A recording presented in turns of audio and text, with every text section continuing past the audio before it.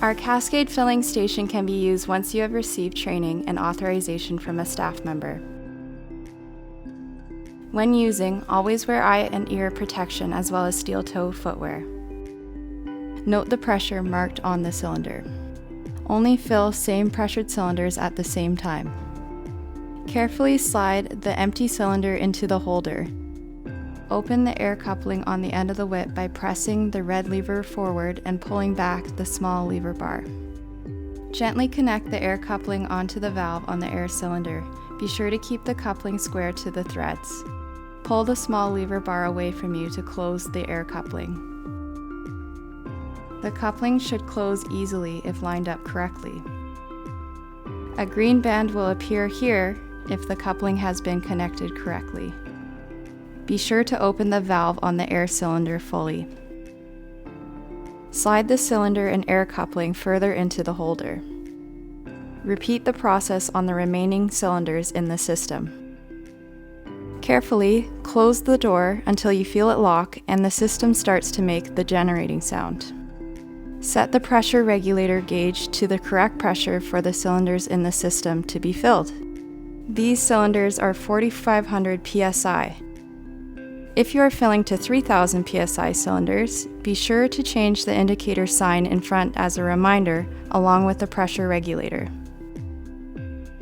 Open the cylinder shutoff valve to start filling the cylinder. These do not have to be opened fully, just a turn or two is all that is required.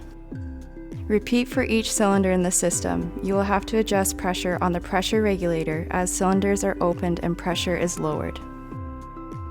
If the pressure in from the Cascade that is open falls below the pressure set by the regulator valve, you will need to change to a fuller Cascade. First, close the current Cascade by turning the valve closed. Then open the fuller Cascade by turning the valve open. Be sure to close the Cascade valve before opening the next valve, or the pressures will become equalized. Allow the cylinders to fill until the required pressure is reached. It is advised to fill approximately 200 psi over the cylinder pressure as the psi will drop slightly once cooled. Once the required pressure for the cylinder is reached, close the cylinder shutoff valve. Up to 4 cylinders can be filled simultaneously. Open the door of the system carefully. Close the valve on the cylinder.